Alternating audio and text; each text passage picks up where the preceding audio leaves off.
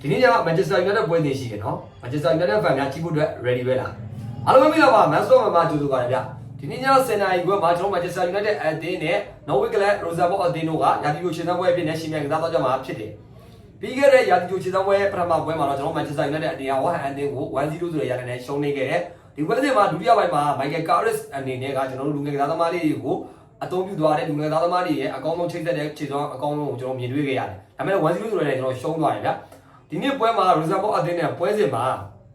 ကျွန်တော်တို့နော်အမ်ဘွယ်ဘိုတို့ကျွန်တော် Z0 ပြီးခဲ့တဲ့ကစားသမားတွေပဲအဓိကပါမှာပဲနော်ပါလာမယ်ပြီးွားရင်နောက်တစ်ခုကစိတ်ဝင်စားစရာကောင်းတဲ့ကစားသမားလူငယ်ကစားသမားလေးတွေလည်းဒီပွဲမှာပါလာတယ်ဘယ်နောက်ကမှကစားမယ်ကျွန်တော်တို့Harry Amos ကလည်းလူငယ်သားသမားလေးပဲဘယ်နောက်တန်းကျွန်တော်လူရှော့နေရာမှာကစားမယ်အဲ့နေရာမှာလည်းကျွန်တော်ပါဝင်လာတယ်ဒီပွဲမှာပွဲထွက်ပါဝါလာမလို့ဆိုကျွန်တော်စောင့်ကြည့်ရမယ်နောက်တစ်ယောက်ကတော့စိတ်ဝင်စားစရာအကောင်းဆုံးက JJ ကားပြီးရဲ့ဒီခီးစမှာ JJ ကားပြီးရဲ့တယောက်ကလည်းပါဝင်လာတယ်အသက်15နှစ်သာရှိသေးတယ်ဒီကျွန်တော်တို့ဒါတိုက်စစ်မှု JJ ကားပြီးရဲ့က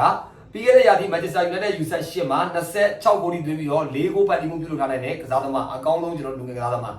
အခုဒီပွဲစဉ်မှာဒါ Rosenborg နဲ့ပွဲစဉ်မှာဒါ Carrick ကသူ့ကိုပေါ်ထုတ်ပြင်ပေးခဲ့မယ်ဆိုလို့ရှိရင်သူ့ရဲ့အတင်းကြီးပထမဆုံးပွဲဦးထွက်အနေနဲ့ one of kick အနေနဲ့ဒါတော့တတ်မှတ်လို့ရပြီပေါ့နော် Manchester United fan တွေပြည်သက်တွေကလည်းဒီပွဲကိုဒီကစားသမားလေးပါလာတဲ့ကြောင့်မလို့စိတ်လုံရှားသွားစောင့်ကြည့်နေကြလို့သိရပါတယ်